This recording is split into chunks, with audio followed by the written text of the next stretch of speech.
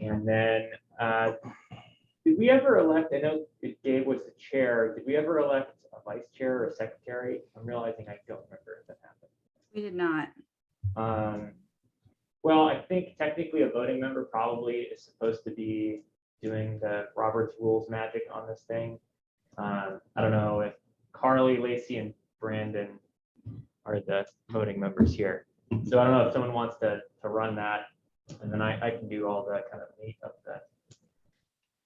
of the content here. I mean, I don't mind trying, but I am going to have to be driving for a good portion of this first hour. So I don't know if that's the best plan. Okay. If somebody else is waiting. Carly, if you're available, I'm sure you're comfortable doing all this kind of, calling meetings to order and all of that. If you're there, you might have just stepped out for a second. And so I'm not sure. I didn't hear anything from John. He might not be able to make it, I suppose. Leanna is unable to make it, and Gabe is at a commission meeting at the moment. So let's just wait for Carly to reappear, and then we can get going.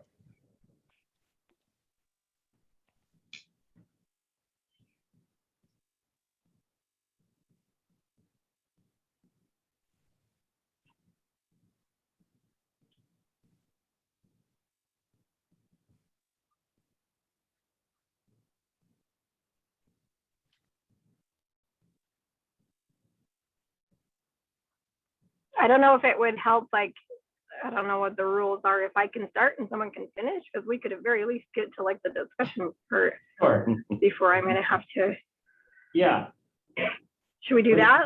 Call the meeting to order. Yep. I call the meeting to order. I need to look at it. It's 3:07. And let me pull up.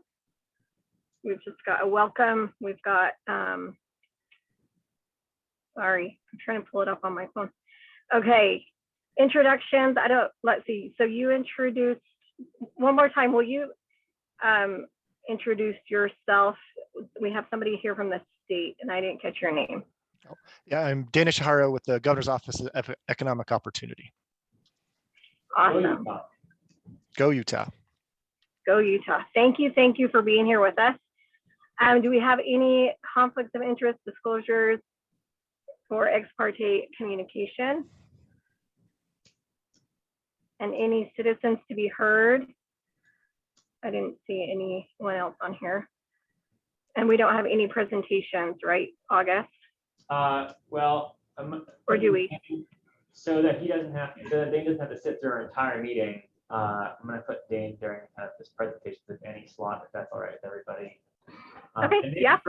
Maybe for his just context, if everybody could just briefly introduce themselves and where they're coming from, and what their responsibility is here on this body. I'll go first. Okay, well, I'll just. Okay, sorry. Go ahead. I'm August Grant. I'm the Grand County Economic Development Director. Not a voting member of this body. Ben? All right, you want to go around the table? Sure. Ben Alter, I work in the Economic Development Department with August. I'm here through the AmeriCorps Vista program. Brandon Bartosh, I'm a citizen member. But you do something more than just I work at the local potash mine as my technical experiences in mining and engineering. All right, and then Emily, do you want to? Sure. Hi, Dane. I'm the chair of the County Planning Commission, so I'm a non-voting member due to that role. All right, and then do we have, Curly's not here. So I'm Lacey Shumway. I am also a citizen member of this board, but I am the executive director of the Chamber of Commerce here in Moab. And then Carly is our acting city manager at Moab City. Right. I'm sure has something very important that she's attending to at the moment. Yeah. So. Yeah. Dane, all right. Well, do we want to go ahead and turn the time over to Dane then? Sounds good. Well, yeah, I think I'm going to share my screen just really quickly. Oh, nope. Disable screen sharing. I think I can probably allow that. Okay, so you should be able to share now. Let's see if I can.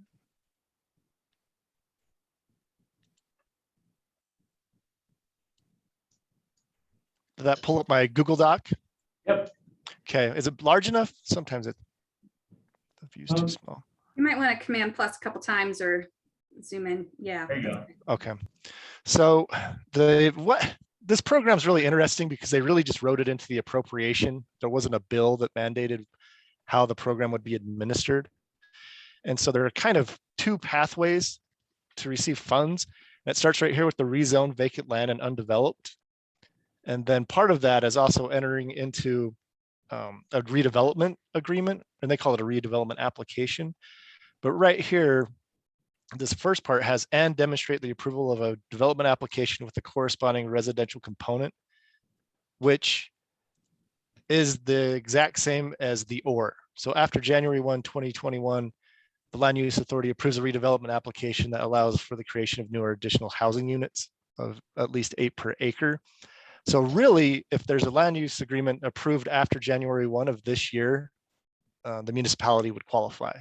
And we also changed the language a little bit from municipality to land use authority, just so the unincorporated areas could still qualify. And what the program is set up to do is reimburse for any of those fees or funds that were used in a redevelopment area or zone. But then it's set up as a matching grant, but how you choose to just use those funds as a county is up to you as long as they're ARPA compliant. So it's, you rezone an area, we match the funds that you allocated towards that area, but then once you receive our grant funds, it doesn't have to go towards that project. It can go as long as it's still ARPA compliant, if that makes sense. Yeah. And it's, the program itself is not very complicated. It's pretty straightforward on what qualifies, but then it's also how the funds that you choose to use towards the project, and then we'll reimburse it. But then you'll just have to track how those grant funds were used within your community, that they're ARPA compliant. I think my understanding, the main context for this is that this is the kind of current state legislature's incentive to help spur on development to address kind of the housing crisis our state is facing, and using the state apportionment of federal ARPA money to try to get that going. Is that kind of correct in terms of the general philosophy from a higher level? Yeah, and it's encouraged for higher density housing, just the thought being that that will improve affordability. Just more units on the market will improve affordability. And it's also, we kind of danced around affordable housing and said housing affordability, just because the federal term of art of housing affordability, you get into like percentage of wage and different area, requirements. Right. And overall, we're just saying if there are more units on the market, that should help with the price in general. But then also if the project is all just high-end residential, we would look at that and not give them like a full amount, and we would really vet that. But if it's in communities that really are in housing needs and the plan is affordable, that's what would qualify. How do you compensate for the more distinct attributes of a community like Grand County, where more housing could certainly have the effect of freeing up housing for more locals, but is also likely to increase pressure from outside investors and buyers? Like, is that something you have seen in the past, and how have you approached that? We haven't seen any of those applications yet. I think we would really vet those to see if that's the intent to really match, because that is something that's coming up as well quite a bit with high-end residential. And just out of curiosity, with regards to things like deed restrictions or similar measures to keep as much housing in local hands as possible, is that like fundamentally against what you do, or is that in the realm of possibilities to make an application work for the local region? It might be in the realm of possibilities. We just moved to, we'll review applications on November 15th, December 15th, and January 15th to see how many we receive. Gotcha. So a lot of it depends on the available funds on how we'll allocate them. But we wouldn't want just to support something that doesn't really fit the overall intent at all. Right. But we do run into some issues because we didn't get strong intent language or bill language. It's kind of like, here's $35 million. Here's how we kind of want it appropriated, and go Utah, figure it out. Right. So I think if John was here, he'd have very specific questions. So maybe it's, you know, maybe that's good to have a more specific follow-up in terms of how he's thinking about it. But, you know, I think that the county has spent a lot of money on fee abatement with regards to this land trust project that we've been working on. And I think their question was really seeing if that would qualify for the match on the county's part. So it sounds like it's a timing issue. Yeah, it sounds like that happened prior to this being passed, from what I've seen in the application. But then also, we wrote into this, if the area was rezoned to increase the density amount, that could potentially qualify as well. But not if it went like from 50 units to 51 units. But if it went up like to 50 units to maybe 75, we would say, hey, that is a new, that would qualify under the program terms. Well, I think we're going to have to get more in the weeds on this with you, Dane, in terms of what we can do. But does anybody have any questions for Dane kind of while he's here today? I just had a quick conversation with him yesterday, and I thought it would make sense, seeing as we talked about this at the last meeting, if there's any questions from our council here. August, was this document included? I didn't see it in the attachments on today's meeting, but could we have access to this to review it in its plain language? Is this the same language that's on the site, Dane? Yeah, really, really close. Oh, fabulous. Okay, thank you. And the administrative rules should be posted now as well on the admin rule page. Okay. Cool. Any other questions for Dane? Yeah, just let me know if you have any other questions, and just reach out. I'm happy to hop on a call, or email usually is the quickest for me to respond to. Yeah, that sounds good. I think we'll probably try to nail you down for a more specific exploration of our options here in Dane County. But I really appreciate you taking the time to hop on this today. Yeah, glad to. Thanks. Thanks, Dane. Thank you. I'm not like, now if I can figure out how to stop sharing my screen, or you can just kick me off. Right, just for yourself. I don't see. And hey, August, I'm gonna have to relinquish my duties. Okay. Well, I'm gonna hop off. Thank you, everybody. Thanks, Dane. Thanks, Dane. Let me. I think you just end call, you can get out of here. That's it. My end call vanished. It's like my meeting controls will not open. Okay, there we go. Thanks. Oh, it said I was ending the call. I think I can get rid of 50 bucks. Yeah, it's Bye. I have to not report you. yeah. Hopefully, if you I guess a quorum question. We need 3 for quorum. Lacey and Brendan and Brandon. Sorry, there's someone on the other board that has It's a Brendan. So August, Yeah. for what it's worth, I did just check with Robert's rules because I was curious. So ex officio members, including yourself, actually do have full privileges unless the bylaws of the body explicitly prohibit it. So as far as, you know, forming a quorum or anything like that. That does plus. So this is the quorum rules here. It explicitly says voting members. So ex officio members, because ex officio is by nature of your role that makes you a member. It doesn't mean you're a non-voting member. It only means that your role is not a, you're not there because you've been voted in. You're there just by proxy of your relevant role in the county under Robert's rules. Unless the bylaws explicitly state otherwise, you would be a voting member.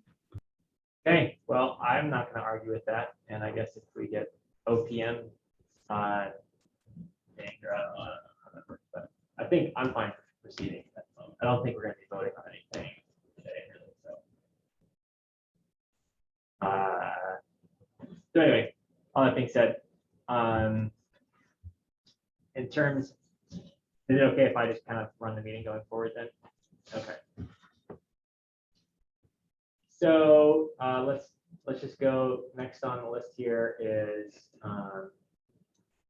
approval of meeting minutes. I don't know if we want to go through these fairly long and detailed, but useful. I'm happy to just entertain a motion to approve. August, I move to approve the meeting minutes from October 20th. Do I have a second? I'll second. Brandon second. All in favor? I, Okay. And I'm recusing myself since I wasn't present. Okay.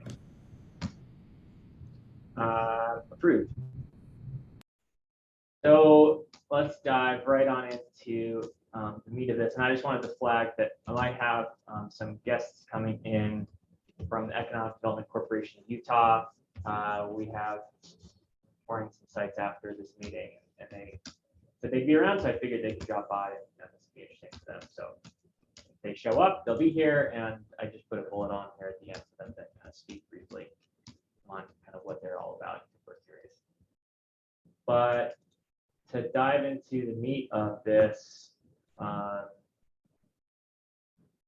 we went ahead and kind of went through the big long kind of laundry list of questions about putting together the local business expansion grant program and trying to design it or begin kind of drafting language and a program design. So we tried to address every point, and now we have a couple pages, 6 pages of kind of some starting points. So I think probably the way to work on this, because not everybody's reviewed this. I don't know how this could take the whole meeting if we really dug into this. So I think for the purpose of today, seeing as we're kind of short-handed, I want to just kind of go through this, make sure everybody kind of has some ideas and flag further questions. And then because our next week or our next meeting here, we're back on schedule. It was just so recent from the last meeting. We'll have some more time to review this before the December meeting.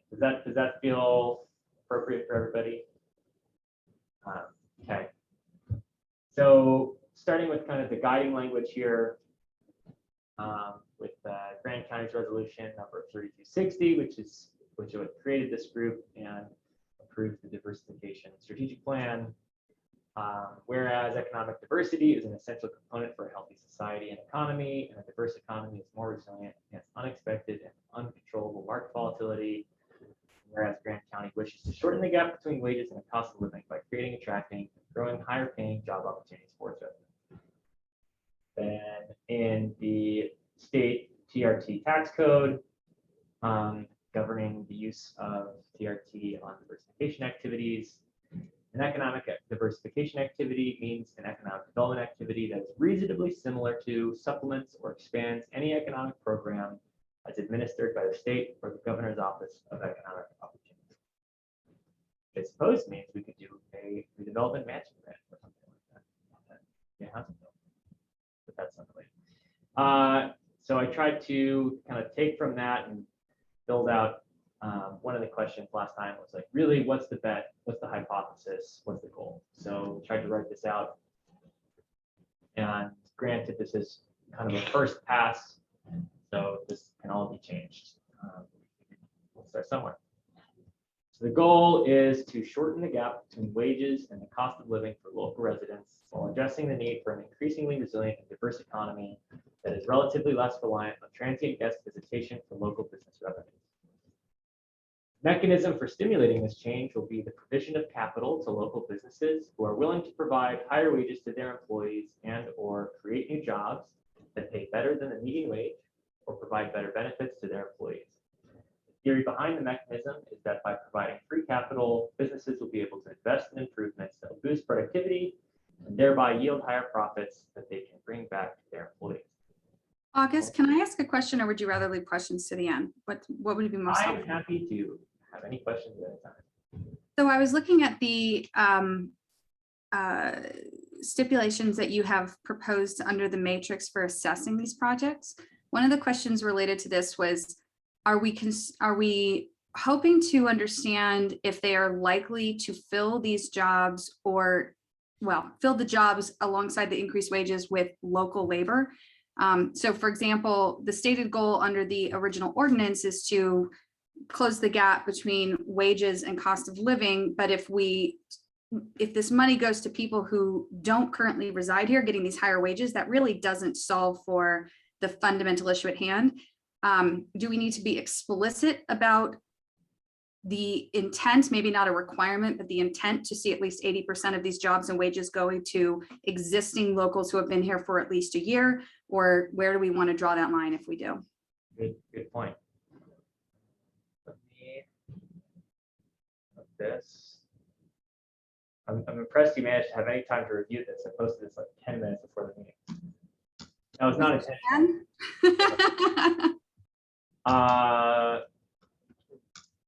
Okay, Ben's taking a note on this. Noted. And I think it's important, and I think that it should be in there. So whether or not that ends up being, from our purposes, the majority of the funds on net after being provided, having that impacting mostly for local residents who are already living here, or scoring, putting that into the rubric for scoring individual applications, and saying you get a better score if this is for current residents in town. I think that. And I guess one thing to think about with that question, because I 100% agree, but we also have this labor shortage problem that's really not just within the tourism industry. It's across the board. The hospital is really struggling. And so if we put that stipulation, I guess I'm just a little worried that, we just don't have the people to fill all the jobs as is. And if we can't bring anybody in, I don't know how that looks. And I guess that gets to the core of the question, Lacey, which is, are we more focused in the short term on increasing the wage gap to cost of living for existing residents, where economic diversification may be in the shorthand defined by a wage-based criterion, even if it's not changing the industry structure of the underlying economy?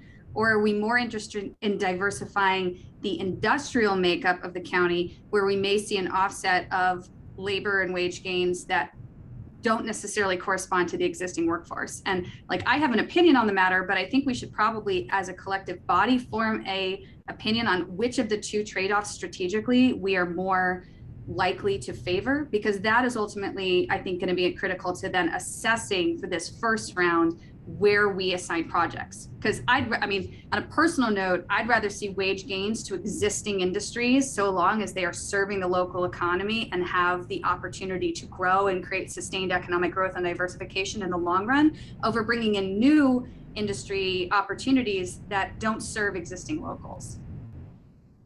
But I think your point is exactly the question to be asking. You're getting at the meat of it. Right. Can an in-between where it's an existing business that would be eligible, but not necessarily the employee as the target. So it might be a new employee coming into an existing business. And again, I don't know that there's a one answer that's the right answer, but I think understanding how we want to evaluate the success of this. Is it more people currently employed in Grand County having higher wages? Is it more employers being able to expand, even if they are filling those seats with people who aren't residents? Or is it overall industrial diversification, even if all of those net new jobs and wages go predominantly to outsiders? Neither of those is the right direction, meaning that others are wrong. But I don't know that I understand what we are optimizing for, and I would maybe encourage us to start there and work backwards. It's just a little bit. I love that. Because yeah. I'm at the same place. When he asked what diversification is, that is the question. What are we focused on? Because it can go a million ways at this point, for sure. And even wage earning, I don't know if we put a dollar amount to that, but our data does not reflect what's happening right now as far as wages go, on a, even just the entry level. Yeah, I agreed. And in some ways, it feels like the mandate in the ordinance is relevant to the issues of, 20, not late 2019 or 2020, when this was passed. So Ben, do you have that kind of like question captured so that we can make sure that we address that? Kind of, yes. Okay. Do you want to make sure you have that clarified? Yeah, if possible, that'd be great. Emily, if you could kind of clarify again, sort of the, Sure. I guess the way to simplify it, like the framework I think we should work off of is, are we optimizing for wage and job growth, but not necessarily for local labor? Or are we optimizing for wages and employment of local labor, potentially at the cost of net new jobs, net new industry? And to Lacey's point, we have this constraint of already finding we have the constraint of the ability to fill available jobs with locals, and so we'll have to work within that. And so kind of the three boxes I see is optimizing for increasing the wages of existing residents and workers, somewhere in the middle, and optimizing for net new economic opportunities outside of the tourism sector that might not be able to be filled by locals. Right. So And then that's the modeled version. I realize that reality is not as clean as a model, but like that's, I think, the strategic question. And I think the third, maybe perhaps outside the scope of this program, is workforce availability. Is workforce what? Workforce availability for current industry, which is just a bigger picture general issue, which I don't think this program is addressing. Right? And Lacey, my understanding is that's kind of what you're hearing on the ground is like number one concern for everybody.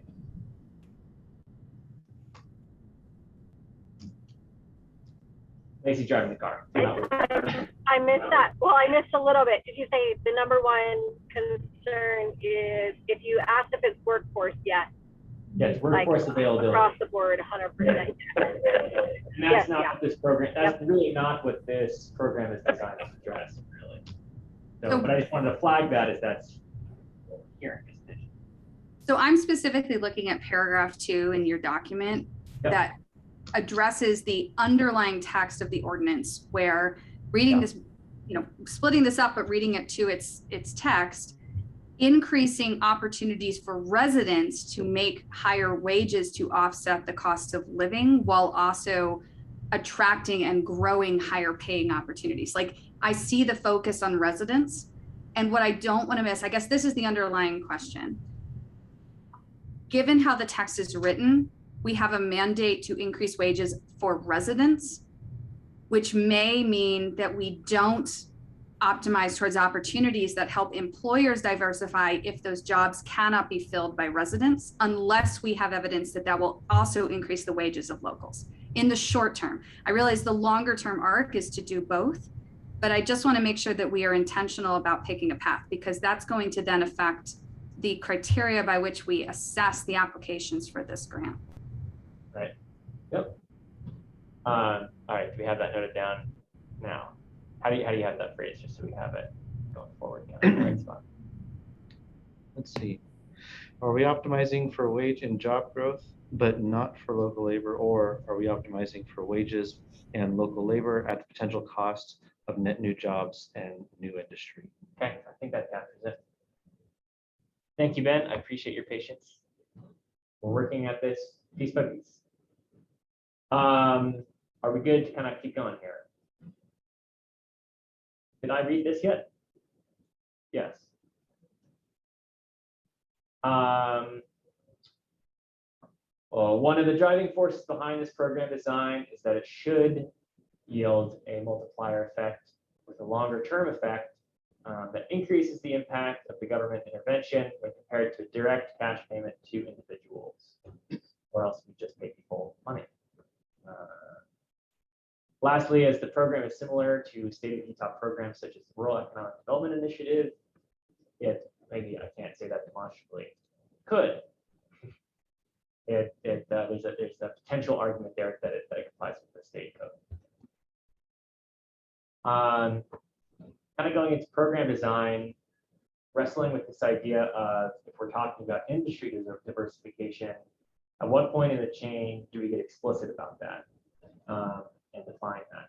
And the first pass is the least explicit path, which is saying that there's no explicit screening of anyone who can or cannot apply, but the rubric for scoring applications are going to prioritize industries that are not currently the kind of majority industries in the county, as well as those that do not directly rely on transient guest visitation to generate revenue. And so kind of top, I don't know if we want to kind of go right down there really quickly. How are we defining minority industry specifically? So I would look at, I think looking at NAICS code intensity, like the 2-digit NAICS codes, and where you fall kind of within that. So probably refer people to the NAICS codes classifications and ask them to pick the one that most closely fits their business. And we currently have statistics on industry percentage based on the NAICS code buckets.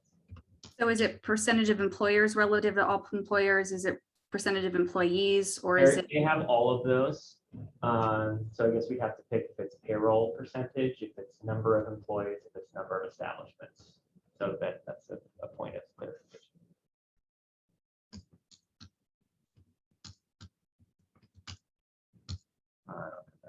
But I mean that's a big question mark is that has been brought up, is if this is an industry diversification focused model,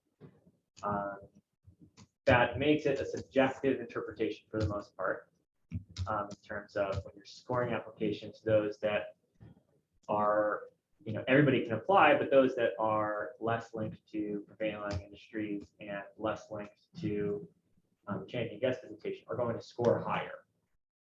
And my first instinct is that, you know, yes, it's subjective, but that kind of allows everyone to come in and, you know, maybe there's an incredible idea that scores low in those two areas, but they outscore every other program in terms of actual design of the program and what they want to do with it, the application. So I figure that it gives everyone at least a fair shot.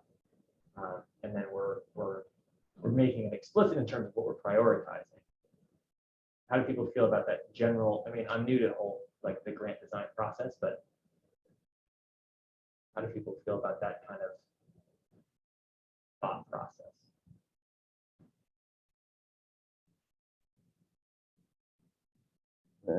I think the way you have it worded, where it doesn't rely on transient guest visitation, I think it's a pretty fair metric. Okay. And I think the way that would be designed, and we would get into this, is that you'd have to explain, you know, how much of your revenue typically comes from transient guest visitation. We probably just have to face value. Can I just throw in a thought here? Yep. Yep. I think that we may have to define just a little bit further, mostly because, I mean, you're talking about maybe we have to talk about revenue, but again, even the hospital, like, so many of their emergency room visits are transient visitors. I don't know. It's just, I mean,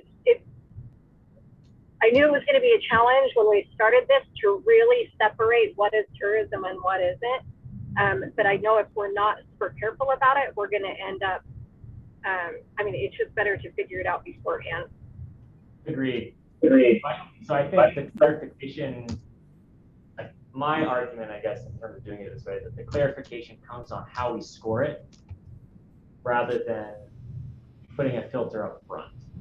So I do think we need to continue to clarify on the scoring rubric of, you know, I think it'll have to be some kind of, because it is great in reality, I think having a scale, you know, if like you score 20 by being like, you know, you're manufacturing a good and you're exporting it and you don't have a storefront, right? That's 20.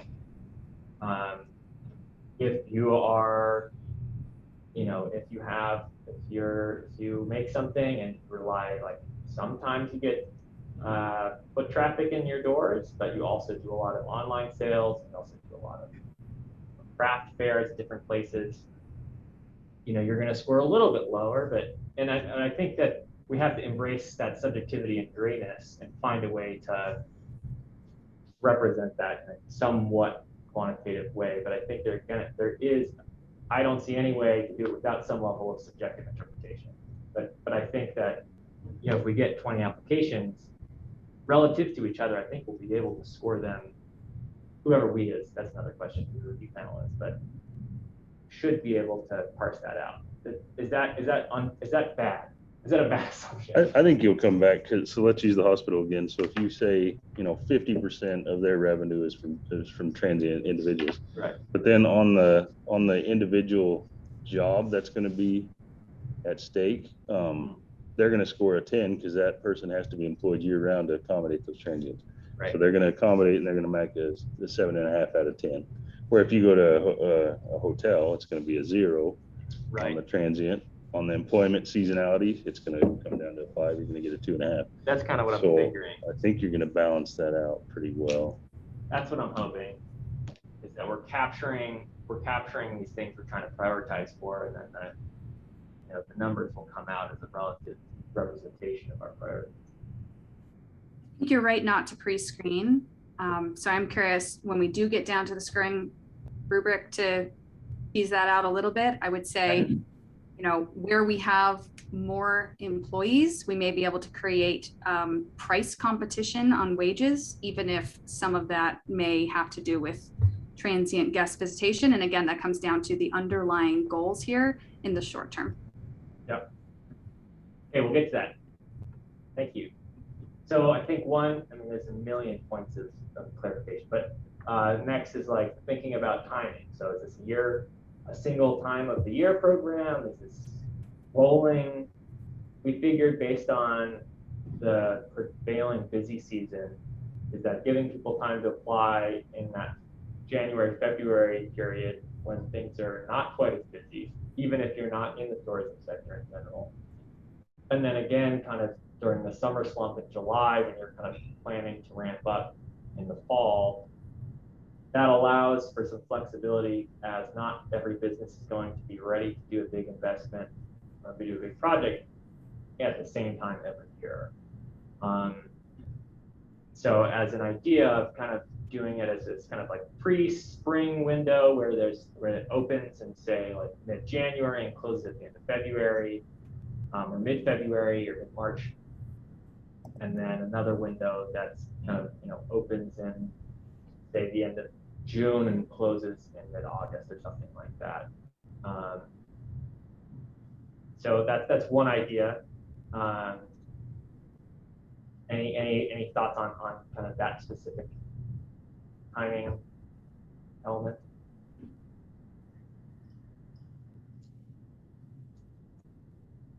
I'm also happy to keep it simple and do one in the first year, if that makes our lives,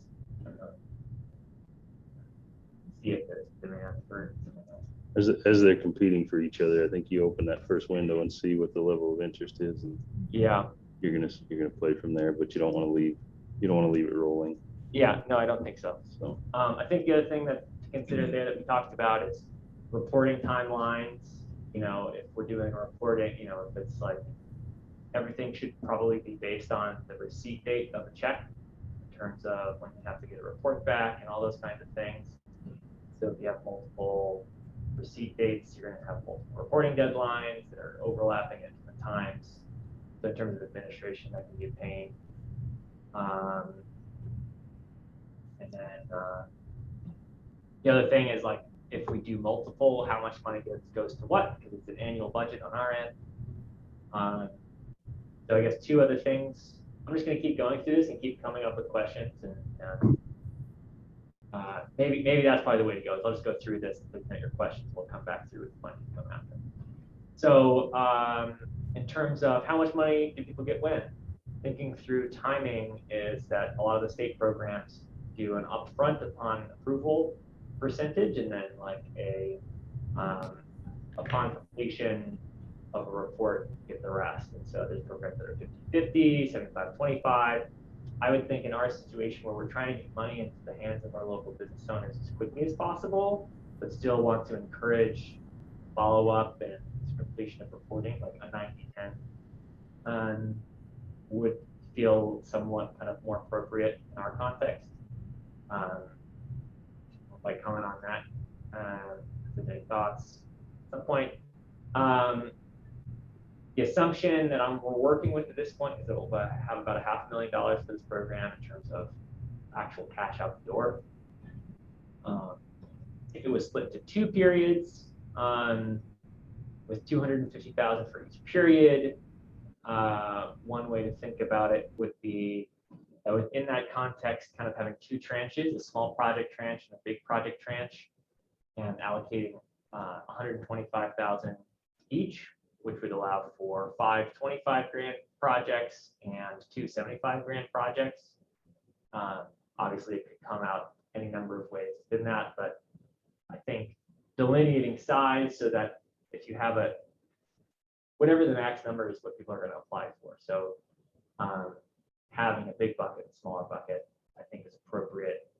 And then we'll probably, out of the rural county grant program, have some smaller dollar, 5,000 and below grant opportunities as well. August, I know you mentioned a multiplier effect up top, but I also don't anticipate individual employers to be able to calculate their multiplier. Yeah. Is that something you're hoping to assess against? I mean, one $250,000 grant that has a 4x multiplier might be preferable to 5 smaller that don't, or vice versa. And is that something that we want to consider at this point, or do we not know?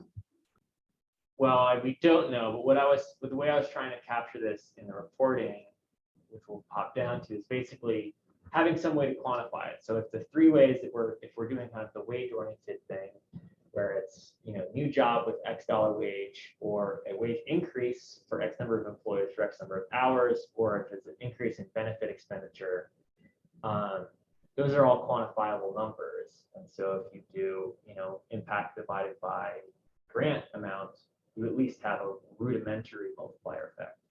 And then if we're measuring that over a long period of time and doing an annual check-in, is this employee still there? Is this wage still the same? Is this benefits still roughly the same? Trying to establish some longer-term impact measurements. Another thing that I've mentioned on here is, like, in terms of doing monitoring and compliance, if we're launching, if our department's launching all these programs, maybe we need to hire like a research manager who has some kind of research and evaluation background to help do these kinds of things and design them, or do we need to contract with someone who's good at that stuff to help us out? If that's something we want to try. I'm going to keep going unless there's other questions, or else we're not running out of time. In terms of designing it, we'd want to build it on our CRM platform, which is called Simple View. It's the go-to platform for destination marketing organizations. The state uses it, so it would be used for the application interface and kind of the tracking and all of that. The application would have to include all relevant. That's on here. All relevant tax requirements, legal requirements, so we know that they exist. And then these questions are kind of tagged to the scoring rubric, but have an impact-related question, which is really, what is your goal for this project? And would the goal metric to be to create a new job, to increase pay, or to increase benefits? Ask people to basically state what industry they're in, try to get them within a NAICS code, ask them to clarify if their project or business relies on transient guest visitation. So those are related to that transient guest question. So just playing back the discussion earlier, we may want to ask them to specify how much of their net revenue versus percentage of employee time. Yeah. Yep. You want to clarify that? And then as the kind of the rural county grant program in the past asked if the business is owned by certain socioeconomically disadvantaged groups to kind of have an equity lens on things, including LGBTQ plus ownership, racial minority ownership, veteran ownership, women ownership, disability ownership. They also mentioned like impact, so whether your organization serves those groups specifically or as employs those groups, and trying to line that up with the way that the federal government does contracting so that we're kind of in line with precedent, not making stuff up. Other questions, so this is based on that program that already existed. So on that side of things, what is the current operation status? How many employees work for you? Any question? Yeah. How many employees do you have this time last year? What is the lowest wage earned? You know, these are all kind of options, but this is somewhat of an exhaustive list. Are you a franchise? How much funding are you requesting? What changes or challenges do you anticipate? These are kind of more COVID specific questions. You probably wouldn't include these, but describe how your business impacts the community. What is your vision of what the business could accomplish? How'd you hear about us? And then another big question mark is, you know, who actually is going to review this? Is it going to be the diversification board? Is it going to be a subgroup that is including membership of the board or other people? As a starting point, kind of some you know, proposed makeup would include the county commissioner, probably Gabe from this board. I think given how much Chris has been involved in this, if we can get his time, I think having Chris as a person on that would be really important as well. Myself, maybe just overseeing whether or not they actually have a vote or not. Community representative, industry representatives. We also talked about to try to bring the state in, having some Utah state representation, whether it's from the GOED's office or a state representative who was involved in legislation to bring them into the process. And what does this kind of have here? I think it's basically discussing how we're going to use a similar brainstorming process for. Oh yeah, so I think using a scoring process relatively similar to how we evaluated potential programs for diversification strategies. So having that individual, you know, simply individuals scoring, and then you know, basically multiplying across individual scoring to get a bigger answer. Hey, Alan and Melvin. This is our EDC Utah folks. I'll have them just kind of hang out and be ghosts on the wall for a little while. And we'll bring them in. We're currently just talking about a grant program we're trying to design here. We'll listen intently. Thank you, Alan. So that would be the idea for the scoring process. It would be, you know, quantitative, and it would be aggregate and averaged across multiple judges, basically. And then the other question is, like, are there any legal requirements that you have to consider in terms of creating such a panel? I'm just going to keep going through. So this comes down to, you know, what probably the categories would be in terms of scoring the grant application. So first thing, impact. So what's the likelihood that the application, that the proposed project would boost the stated goals, the stated metrics? So how likely are they actually going to increase pay rate, create new jobs, or increase benefit expenditures by employer? Feasibility, like how realistic and achievable is this program, or is that application a pie in the sky? Does it feel like within the wheelhouse to execute? The kind of industry diversification side of things, does the project or business expand economic activity in a minority industry? Transient guests, does the project business rely on transient guest visitation to stimulate economic activity? Again, I think you're talking about that, you know, ratio of transient guest revenue to total revenue. Bonus points is written on here: ownership by or employment of members of socioeconomically disadvantaged groups. And then some notes on reporting. So the idea would be to allow recipients 1 year to spend funds from check receipt date. And to answer your question earlier, Emily, talking about quantifying that measure of impact and trying to calculate a rudimentary multiplier. I'm not going to get into that. I kind of already described that. Doing kind of a midterm report, not an actual report, more of a check-in, like, hey, have you spent this money yet? Reminder that you have it. And that, you know, a notice of report kind of due date, that kind of stuff. And then upon completion of the project, the reporting requirements, providing the remainder of the funds, whatever that ends up being, whether it's at 10, 25, or 50. And ideally establishing kind of ongoing yearly check-ins with the grant recipients to see if those impacts are being seen in the long run. Especially if this is an ongoing program. And, you know, we have cohort 1, 2, 3, 4, 5, and looking at their impacts over time. And then, you know, a question for grant recipients to get an understanding of, did this application process suck? Was there ways that you thought the design could be improved? And then I guess a second question for us was, as I mentioned before, is if we're trying to really do rigorous monitoring, a relatively decent monitoring and evaluation, do we need to hire someone or contract, you know, external support? We've done marketing, so we think we try to promote this before the end of the year, officially launch it at the KNUS Business Summit in early February, and try to get applications in before like probably the middle of March. And use that KNUS Business Summit as an opportunity to really get information to everybody in the business community while they're already at the premier event for business development in our community. August, it might be a good idea to introduce this before the business summit, just so people have like heard about it a little bit, Yeah. and then drive it home at the business summit, especially if there's only a few weeks to apply afterwards. Yep.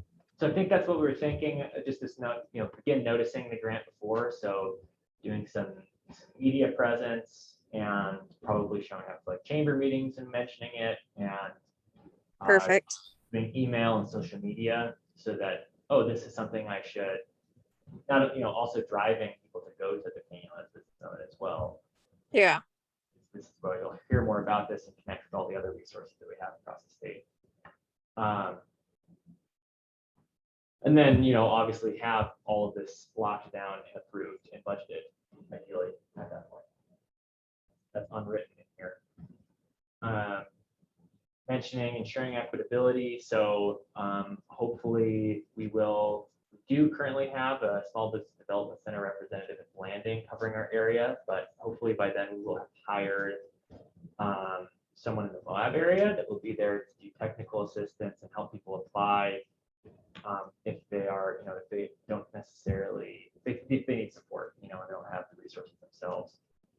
And then also working with community resource centers such as the Multicultural Center, Full Circle Intertribal Center, Women's Business Center of Utah, etc., to make sure that we're doing targeted marketing and information to those underrepresented business ownership groups.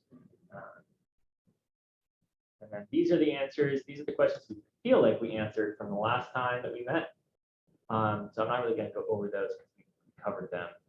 But leftover questions that aren't totally locked down for future verification. How much total money will be allocated? Could a recipient use these funds for a housing related project? I think it's a big question that is going to come with a county attorney legal opinion. What resources will we have to ensure that applicants have equal opportunity to successfully apply, kind of on the equity side of things? A commission question, does the commission only need to approve the total allocation for the grant program, or do they need to approve each individual grant award? I think ideally on this question, one offer continuing the budget question, but I think we'd like to be a continuing program. This is that question that Ben brought up here, or that Ben wrote down that Emily brought up, which is, do we want to create a stipulation that requires that employers and employees benefit from funds, be local residents, or spend a certain amount of time as a local? other question, are we optimizing for wage increase or industry diversification or somewhere in between? How are we defining and clarifying minority industries? I don't even really like the term minority industries, but it's the idea. And really clarifying, how do people answer that? How are we asking people the question of how much they rely on transit justification? And then if I can just add on there, I guess as far as the threshold for what, wage we're targeting to be offered. I just did some quick math. The median right now, at least from the 2019 data, is for an individual is 37 something a year.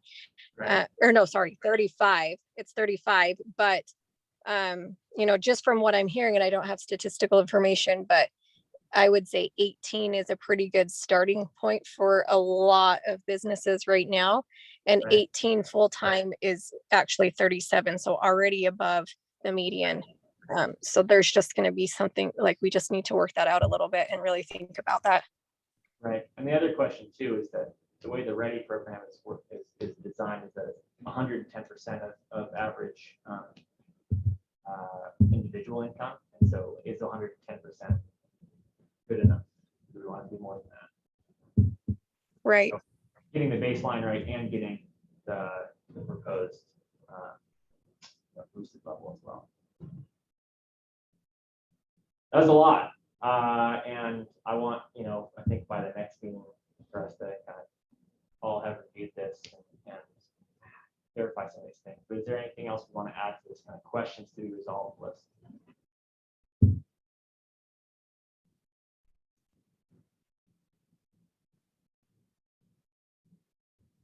Well, if not, I'm happy to move on.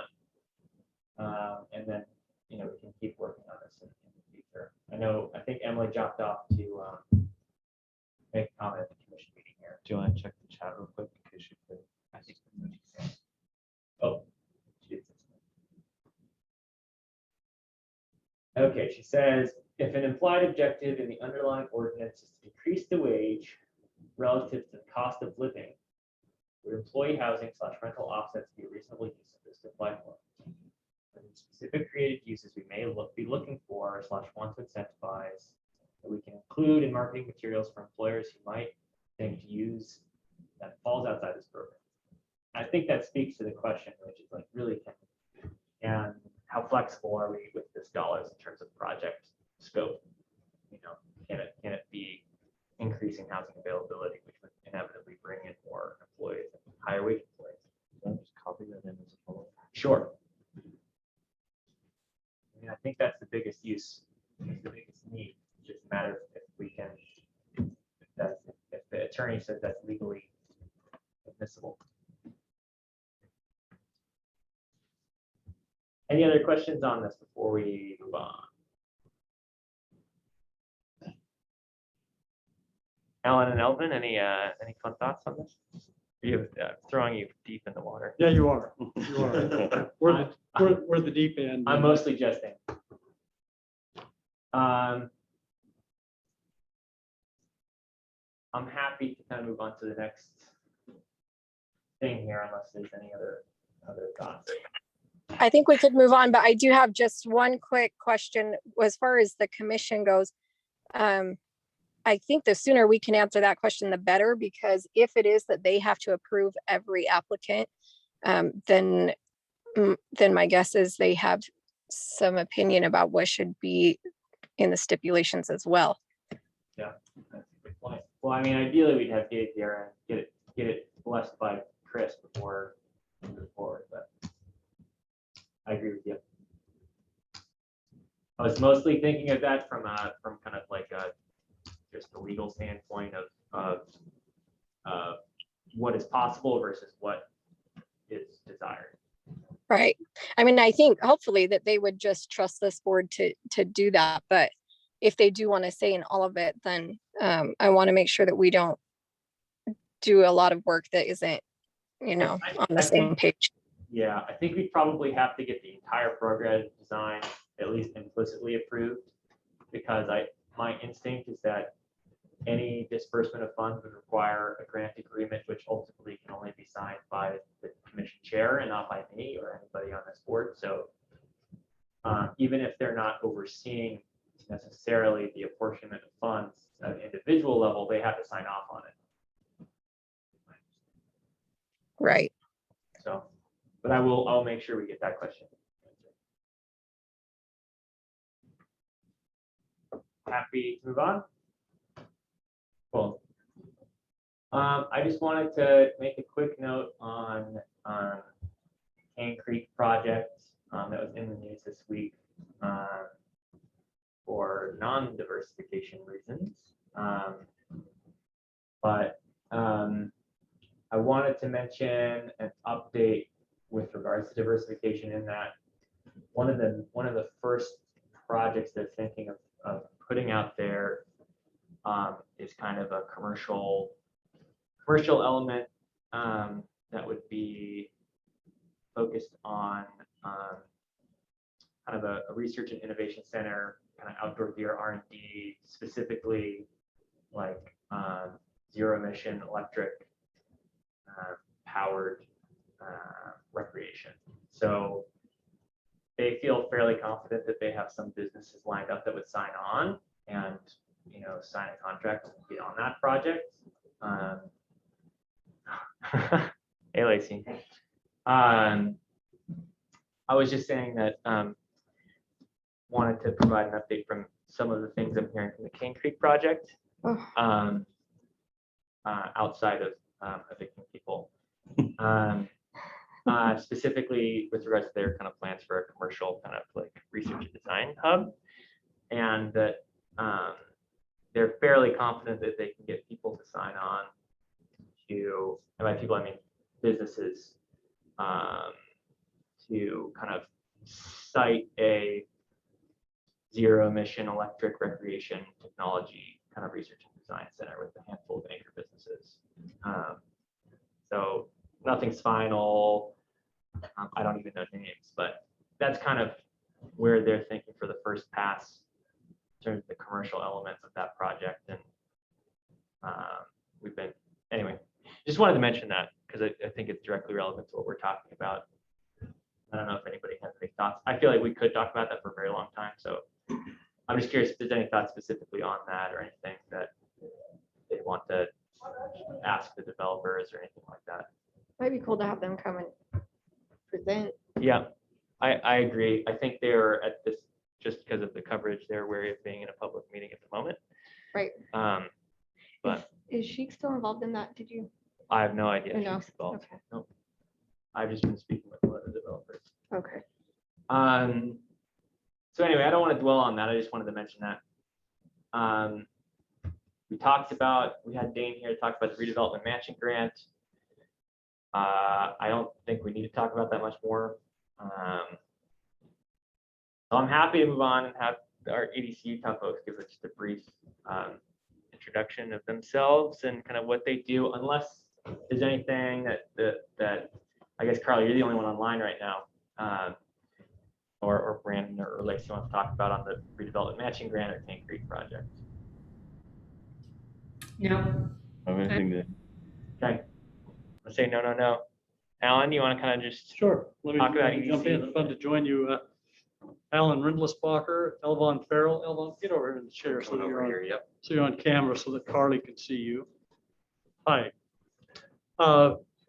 We came down, we stopped off in Green River and visited with our friends there. When we get on the road, we like to see all of our partner members throughout the state of Utah. And so we're known as the Road Warriors.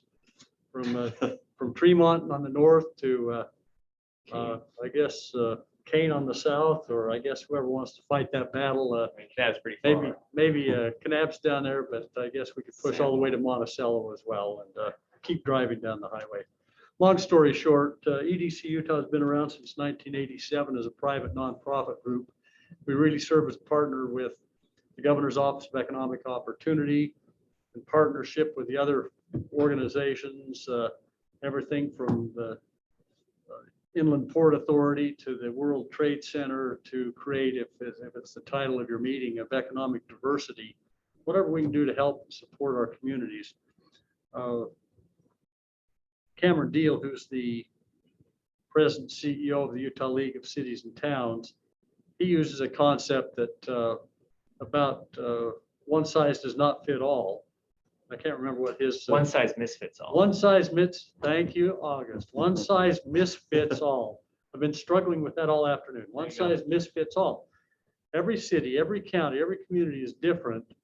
So what we saw up in Green River, they've got some objectives, and what we're going to spend with the reason we're down here is to tromp the dirt and get our shoes dusty, get a little red sand on our shoes, and see what's happening here in Grand County, as well as what we're doing in all these other counties statewide.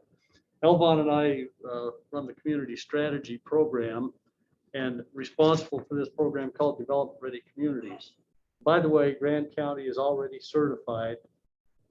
Is the plaque in your office? Yep. Okay, hanging proudly on the wall that August, Elaine, been through the training sessions, participated with us. We've provided them community assessments so you better understand where you stand as a community with your strengths, and basically a strengths and weaknesses analysis.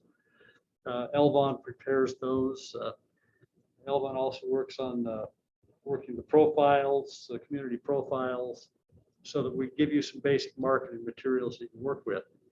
And Elvon also works the Site Ready Utah program. Talk about it, Elvon. What do you do? Yeah, so I came over from the research side, so that's where the community profiles and the assessments come in.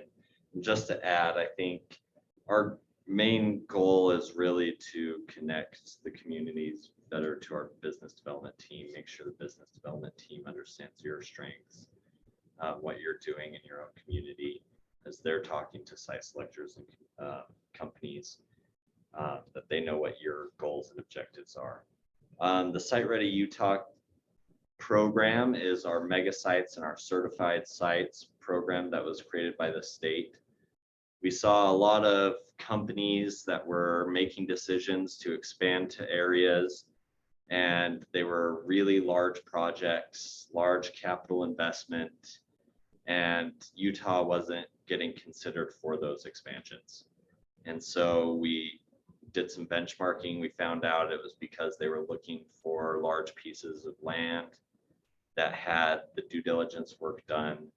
So that's, all the engineering studies and desktop analyses. So we created the Mega Sites program, which is 400 plus acres.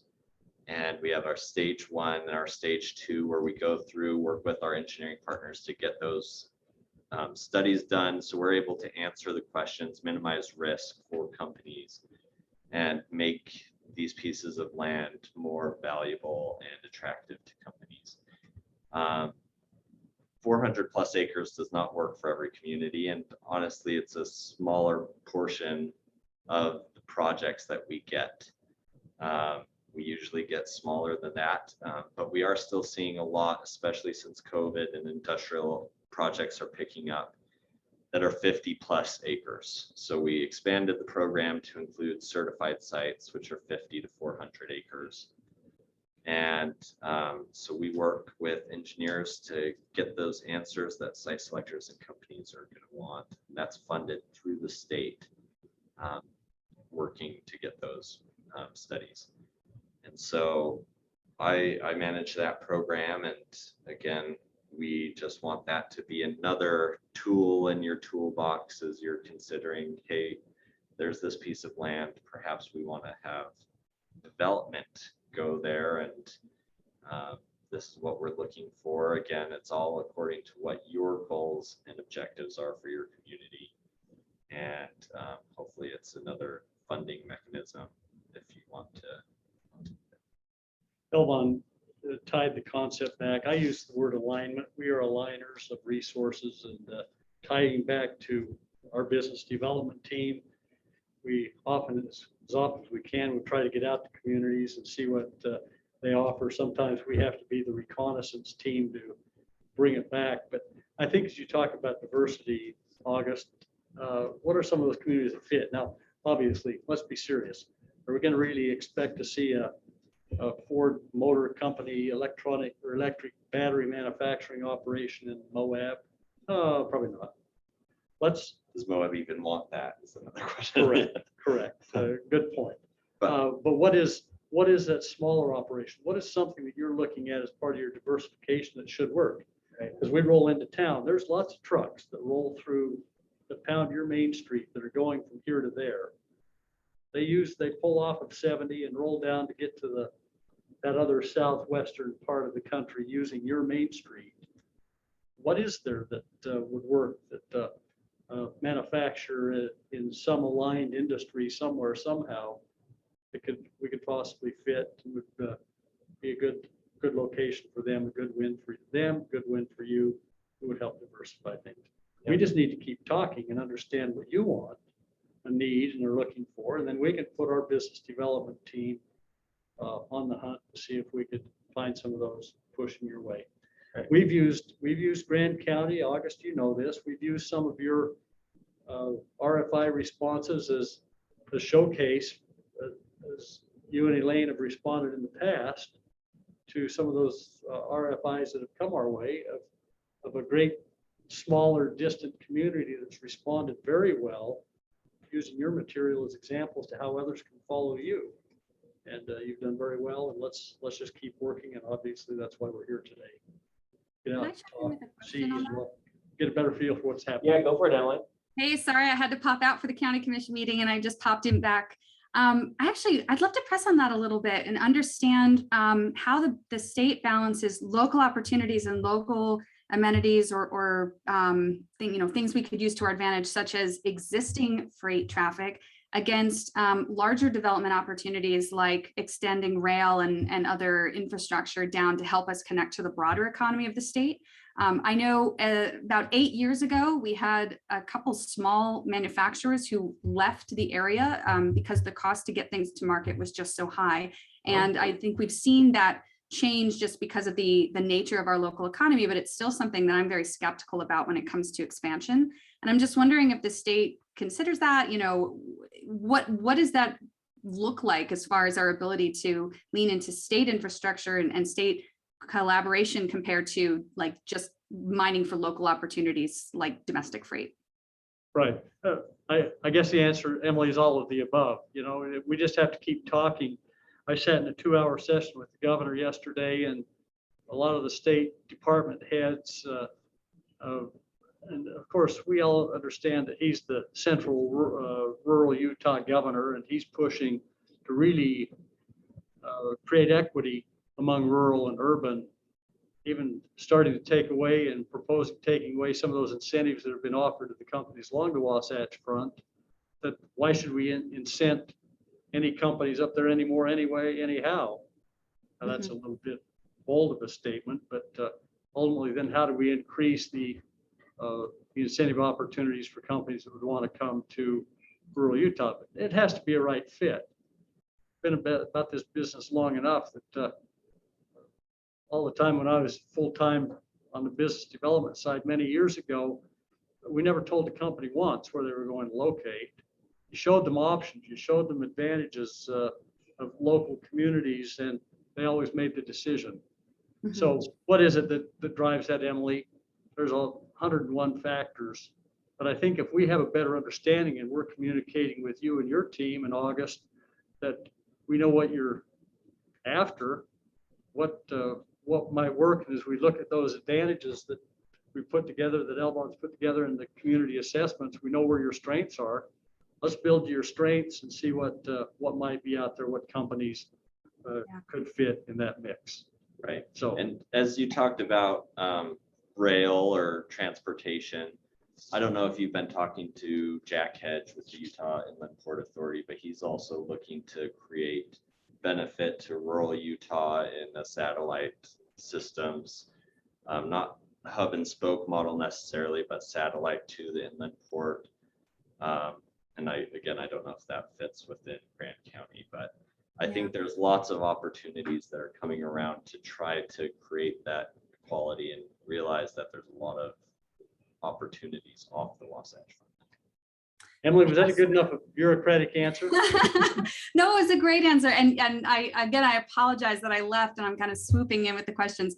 I do have kind of a controversial question, actually. And I think I'd be really curious to hear your thoughts on this. And I'm honestly so grateful to have a governor who can really relate to the challenges of more rural areas of the state and more sort of distributed away from the Wasatch Front communities. We have this very interesting challenge in front of us, which is the amount of lands that are publicly owned, but specifically owned by the state institutional trust. And, you know, as the land swaps have happened over the last several decades and different projects have been delayed, we have this concentration now of these very, very large SITLA owned parcels. And we're seeing that many of the plans to develop them have to do with housing that's, I guess, you know, largely designed for non-residential use. And that'll have the impact of driving up the cost of living here. And it doesn't bring in new businesses and it doesn't bring in new jobs. So we have this challenge right now where the state is putting this pressure on our local economy that's making it more difficult to get employees, support entrepreneurs who may not have, as they're getting started up, a strong foundation of capital and so on. And this is something that I'm just of particular, I'm particularly focusing on the reverse incentives that could have on our actual ability to have a more diverse economic base here. Is that something that you and SITLA and the governor's office, are those discussions happening at the state level? To what extent can we lean in at the county level to have a voice? And how do we make sure that state investment in our community doesn't extract without improving our economic base locally? Right. I watch and follow that process very closely with SITLA, and it's fascinating. SITLA's participating with us in the site Ready Utah process as well. So we have to be careful. I'm not going to shoot too many arrows at our friends and our partners. Yet at the same time, sometimes I think they take their mission too seriously. This is me speaking, that their mission is to drive and create dollars for the state of Utah's school system. Come hell or high water, basically. They want to get the full value of that land to maximize the resource to give back to the schools. That's honorable. That's laudable. That's great. Yet at the same time, why don't we give a little bit to create an advantage, an economic advantage, see if we can split that pie a little bit somewhere. I would hope that the part of the discussion that SITLA and the governor's office and us and all the other players spend some more time saying, okay, the general mission is good, but can't we find a happier balance, great opportunity, maybe a cheaper land sale to benefit an entrepreneurial opportunity somewhere in the rural parts of the state. Maybe you're not giving quite so much money back to the school district, but you're creating an overall win that generates broader tax base that you're going to win. The ultimate win is bigger than the initial win, if that makes any sense. Can you tell me, just, and excuse my ignorance, does the money from maybe these parcels here, it just goes to the state and then is distributed? It doesn't necessarily directly affect our school district? I don't understand that model. I think it just goes back to the general school trust. Right. Trust. Right. It probably gets divvied out legislative process. Proportionately to everybody. Yeah. I don't think that there's a benefit that, okay, we've sold this piece in Grand County, all of that revenue goes back to Grand. I don't think so. Which it could be more palatable if it was, but that'd make a little bit more sense. Right. But if it's all going back to Salt Lake to be distributed, and a land sale in Grand County benefits Box Elder County or Washington County school districts just the same. Yep. Yeah. Well, I think that's one of the points that Emily makes, is that a lot of the undeveloped SITLA lands are concentrated in Washington and Grant counties, and that, that's great that that is funding, across the state education. But if we're seeing an equitable impact, that it should be considered somewhere along the way. Because we have all of these lands, but our school district is one of the, it's not up there, at least as far as fiscally. So we were working a project that was looking seriously at Grand County. Can't remember what the name of it was, but as we came down and looked at sites in Grand County, the SITLA land, we were quite surprised about the price they wanted out of that Yeah. land. But it wasn't feasible. We could find cheaper land several other places across the country from the private sector that took Grand County out of the mix on that particular deal. Well, Now I am shooting it. and I don't think this is the fault of SITLA inherently. I'm not shooting bullets at all. I think what's happened is over the course that SITLA has had this mandate, we've seen them swap less at the time economically viable lands in the more concentrated population centers for lands in areas like Washington and Grand County, where at the time there wasn't as much economic value to developing, and it made sense to do that swap. But now it's left us with this concentration in these two counties where we're also facing the biggest shortage of teachers, police officers, and land to develop affordable housing to offset those costs and diversify our economies. And I think where I'd love to take, and I'm pushing this only because I think it would be so incredible to have you with the county and SITLA and the governor's office as partners to say, what is our actual goal, and is our current policy structure and institutional structure serving these goals?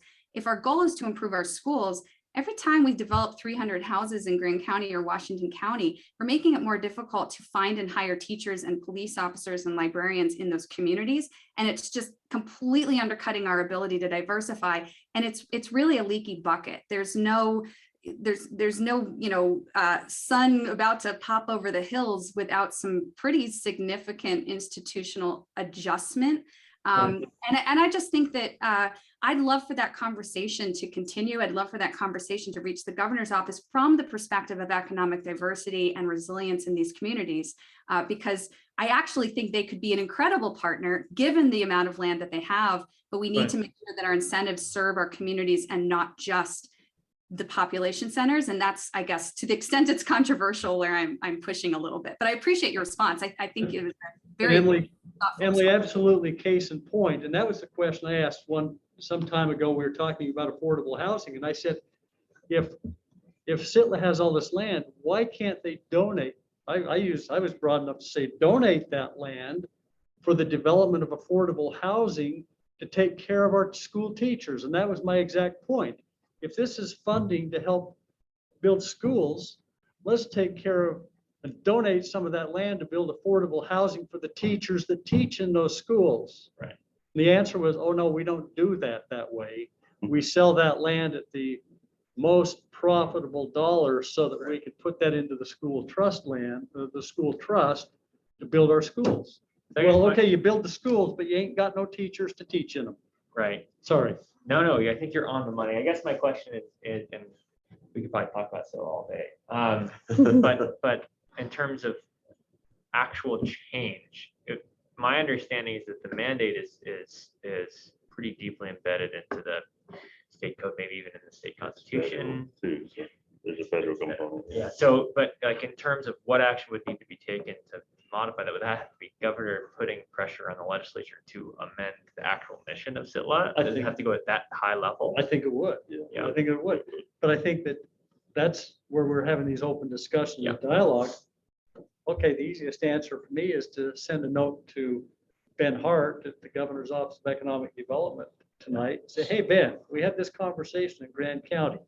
This is something that needs to be talked about as part of your overall economic equity commission discussions. So as a group, we could probably encourage the the county council to write an open letter to the governor. That's what we could accomplish. Yeah, absolutely. Coming from a number of different sources that, hey, this is how we've done things for 100 years, but based upon our current circumstances, we ought to rethink the model. And we're always happy to pass on that message as well. So it's coming from both. I don't want to prolong this conversation past its usefulness, but there is one question that's come up in a few of these bodies, and you may or may not be able to answer it. Do you know if there is a formalized calculation used to determine what that most valuable use is? And specifically, I'm wondering if there's any sort of discounting against future harm or future opportunity that's taken into consideration when assessing the economic feasibility of some of these projects. Because if there was a discount rate that, you know, was diminished against the impact of the local communities, I would think that that could change the calculus to just even adjust that, versus like fundamental constitutional change, which I think is highly unlikely. Because, you know, a lot of this just comes down to how are we quantifying value and quantifying impact. And if making it so Grand County has, you know, a 10% lack of teachers against our need for our population, does that have a quantifiable measure that's used by the state in order to affect impact and cost? Like, to me, that is the question. I think that could be the vehicle to get to some. Interesting. So to your point, Emily, the exact analogy in the private sector is environmental, social, and governance. That's been a huge movement in the private sector, and we could possibly encourage CITLA to incorporate that into the map. That's a designed, working international system. Right. Good point. Thank you. We- Thank you for responding. We have now it's kind of changed the subject a little bit. We have some formulas that, rough formulas that we've used for tax increment financing and trying to quantify the value of tax increment financing from an economic development perspective.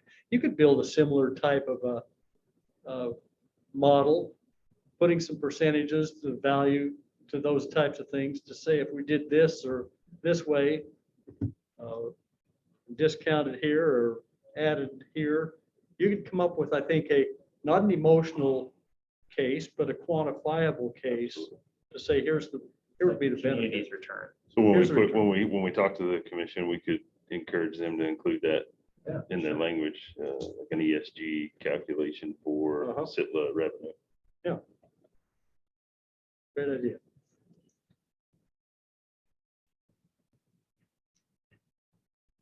Emily, I've expended all of my thoughts.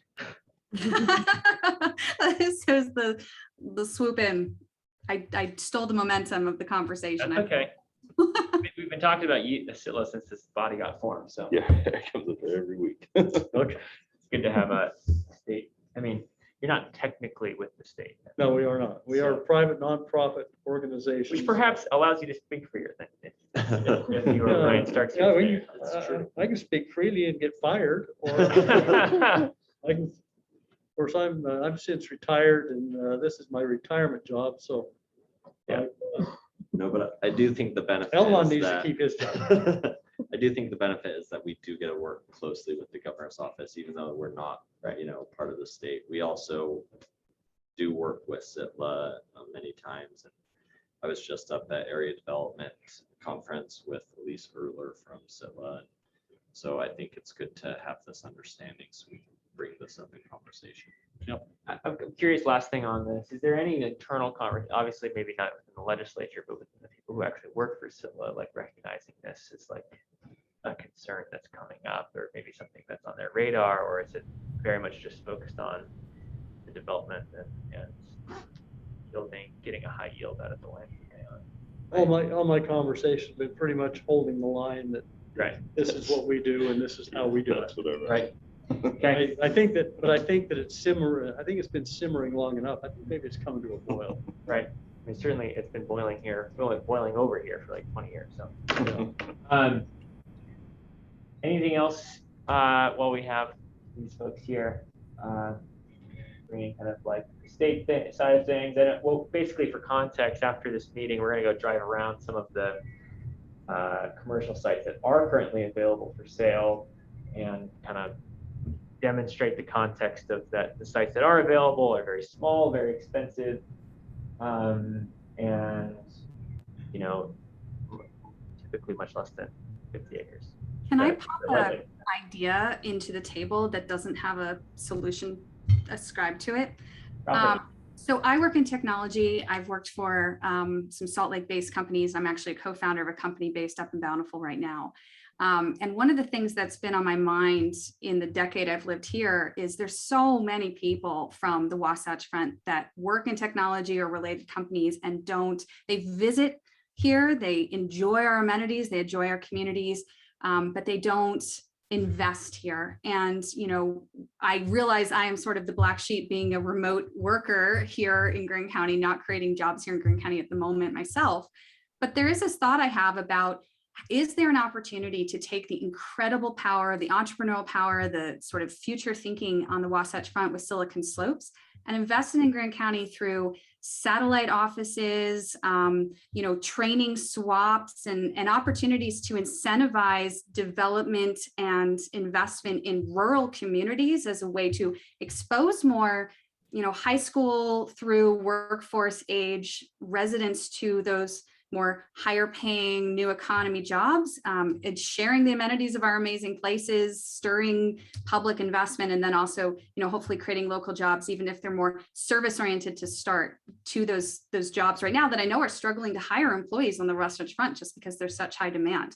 I would love to see a conversation that wasn't just about remote workers, but was really about we are entering a new world post-COVID where people are more fluid, and yet there's this great affinity for people already here to enjoy and stay in Utah. How can we take advantage of that and serve all communities across the state?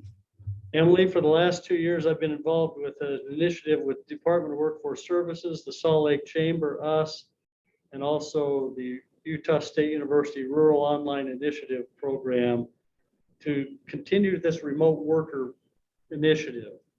What we're finding is struggle to get a whole lot of traction from some of these companies. Now, then of course, COVID hit in the middle of that completely turned things sideways. Now we're still trying to figure out how can we get remote workers in rural Utah, but there's so many dynamics. We just put out a survey to 14, 15,000 businesses around the state to say, first of all, would you hire remotely? And why or why not? And what are the barriers to entry to make that happen?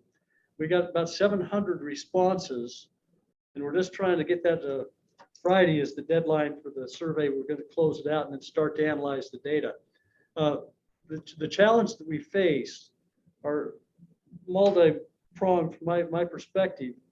You can go to Grand County or Vernal or St. George or wherever. In a lot of situations, you may have people that are willing to work remotely, but they don't still have the training necessary, the skills necessary for that particular job.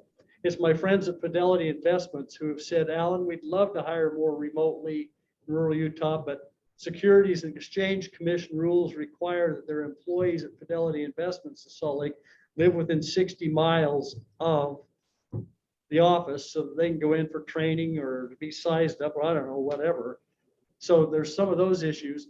Now the entrepreneurs themselves to come to Grand County, okay, where are they going to live? That's the housing crisis that we are facing statewide, that maybe some would want to come to live, but there's no place for them. We've already talked about that. Yeah. There's lots of moving parts in my mind, but I think they're all being discussed. Hey, how can we do that? And how can Silicon Slopes benefit by finding rural talent that could strengthen them? Well, and at the same time, then it's because I used to be 100% on this remote work. Let's bring them all here. During COVID, that was sounded like, the dream. But the more I've learned about workforce shortage, affordable housing, it just exacerbates all of those problems. So it's like we're talking this on one end and then we're talking this on the other end, and they really don't coincide. So we've got to figure out a way that they can. Yeah, and I want to jump in too.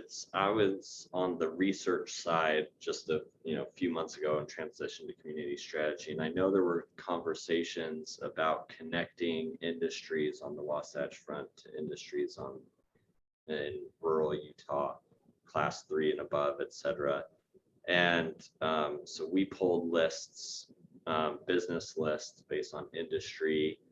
And I think the idea was heading, and again, this I think just ultimately became a conversation with the governor's office of economic opportunity and what they were planning on, but they were trying to see if there's a way to connect industries rather than just remote work, to see if those companies had a way to move functions or et cetera to other locations. And again, I think, as Alan said, there's lots of moving parts. As you were saying, it's a very complex problem, but I think there are these conversations happening, not just on remote work, but on other methods from an industry standpoint or from a workforce standpoint.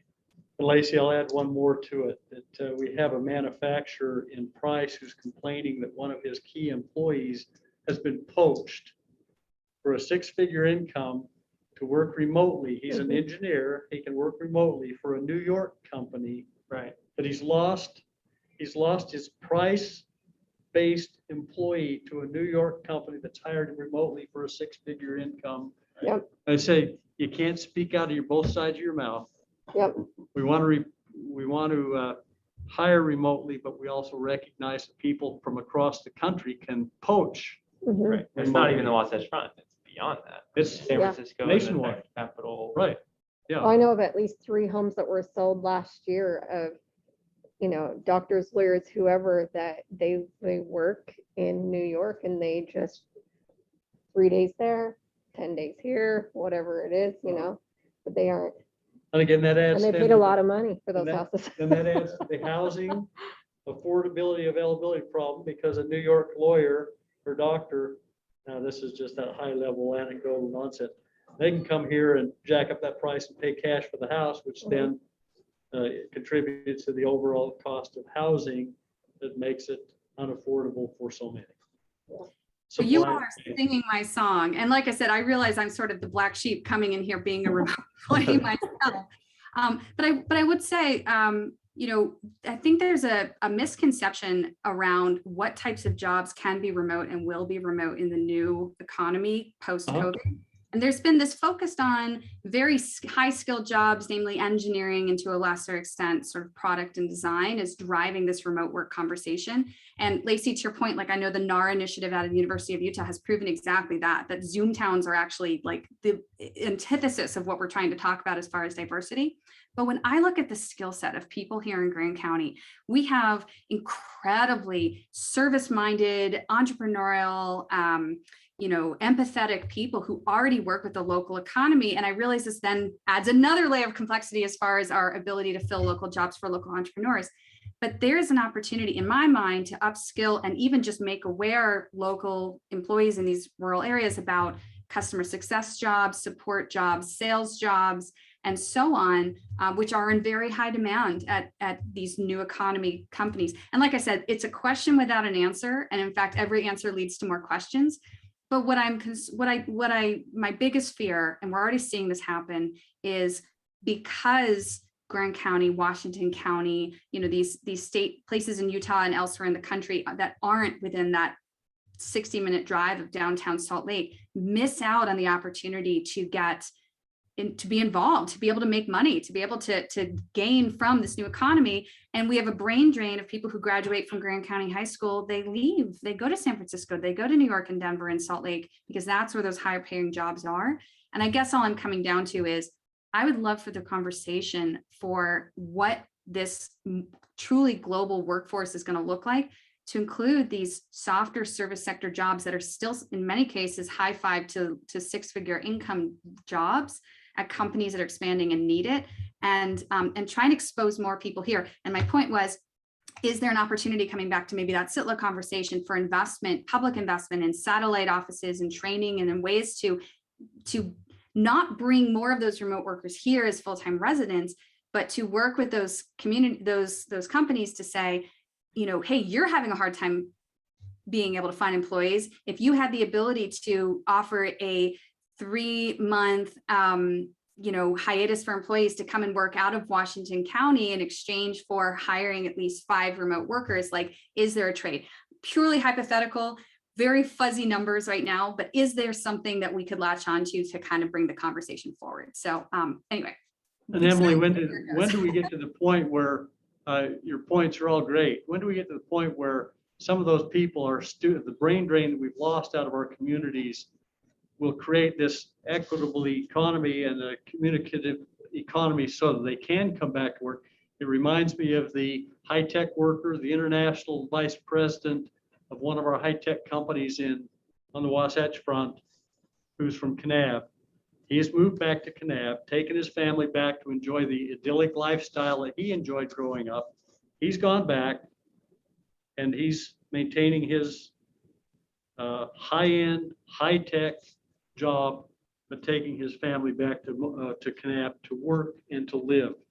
Will we be able to see more of that, see some of that reverse brain drain, where people would want to come back and still be able to work, still be able to be productive, yet come back to a lifestyle that they love and want to have. And hopefully invest in the community. And then, oh yeah, there's no question. That guy that moved back to Kanab, he's brought with him a nice fat salary that he's going to invest back into the community. And Kanab wins, not a whole lot of infrastructure development to take care of him. Yeah, I- no, that's great. It's a changing world, and I think that we're going to see that. I look forward to what happens. And that wraps it up in a nice little bow before our meeting is scheduled to close. Anything we want to talk about in a month that should be noted today? August, what's your plan on the taking the grant design to the next step? Are we planning on reviewing success criteria then, or is that more just unknown at this point? I mean, I guess my goal would be that we reviewed what's there. Please send me your comments, and ideally through over the next month we can get we'll get the questions answered that we need to answer, and then maybe there will be just a couple in between emails where I'm like, okay, this is where we're at. There's the questions that need to be resolved, thoughts, and then hopefully, by December, we'll be at the point where we'll have a much better idea of how much money is allowed, and I'd like to be finalizing the program design by next meeting. And then also we'll have money for the RFP for the economic development master plan. That's what I would ideally shoot big would be finalized by the next meeting, because the following meeting is 2022. So yeah. So I guess, yeah, look over the document when you have time and make your notes, and we'll continue to work on it and update it and check with the commission and county administrator as well. Ben, Did we want to look into convening all three of the bodies about potential conversions? well, yeah, one thing that got brought up, I can't remember if I think we brought it up in this meeting last time, but this kind of notion of dealing with the fact that we kind of have two bodies that are economic development focused, one that's tourism focused, but ostensibly economic development focused. And I don't think there's any thought of this like absorbing the Travel Council Advisory Board, but maybe there should be some kind of larger joint meeting for all three bodies to figure out, bringing everybody into the same room, figuring out what's the best way to think about this kind of meeting structure. And I mean, to me, all the people on all three of those bodies would probably be the steering committee for the economic development master plan,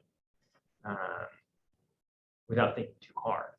So trying to schedule some kind of joint meeting to try to get, and probably with Chris Baird, honestly, and getting some general county economic development strategy for the new year established, and figuring out who's going to be on what, and is it good if we collapse EDAB, the Economic Development Board, with the Economic Diversification Board, and make that one thing, think about structure and all of that going forward, and try to bring everybody in the same room and not step on toes.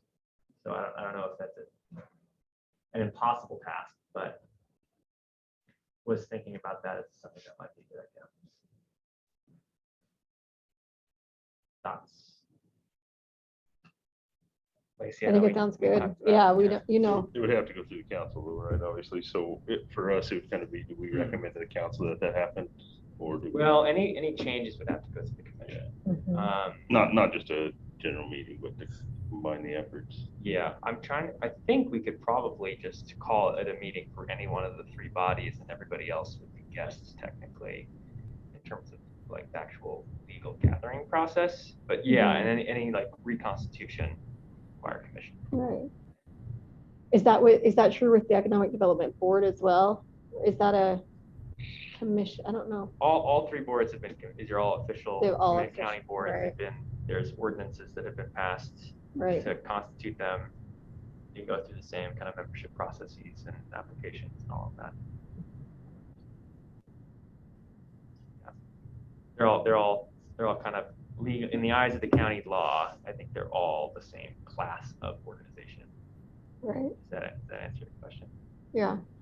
And one thing, I mean, I guess I could just bring it up when we talk about it, but one thing that I'm hesitant about, getting rid of the one is this board does not have designated chamber representation. Right. I'm just here as a citizen, whereas the other board does have Yep. a chamber representative. So, I mean, I feel like if that could maybe be addressed. We want to make sure that's Yeah. sure. Okay. Well, yeah. So we'll talk more about this, but I think that I just wanted to get kind of some initial thoughts and buy-in on doing a joint meeting sometime soon, and I'll talk to Chris about it and see what his thoughts are. But no decisions needed at this point. Just wanted to float it. Anything else before we adjourn? Do we want to have King Creek come next time or just sometime in the future? I don't know. Good question. I would assume people want to know. Yeah. So I'll ask. I think Okay. whenever they're ready, it'll probably be more likely some kind of public like commission meeting, honestly. But I mean, maybe this is a body that's slightly less profile, and so they're more comfortable with it. Yeah. It'd be interesting to see if they would be open to a town hall of some sort.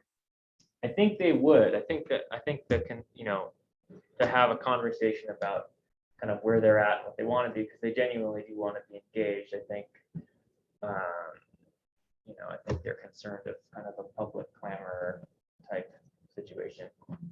That might be one to take through John and do through the planning commission, because that's the body they would be.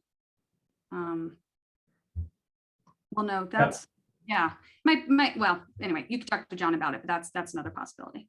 Okay.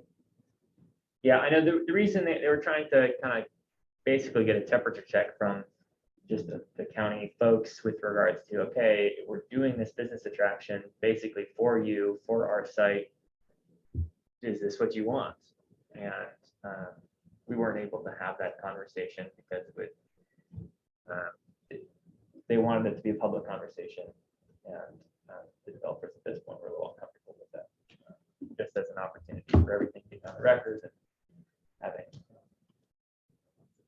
current potential kind of outcry to overwhelm the conversation, despite any important things going on that need to be addressed.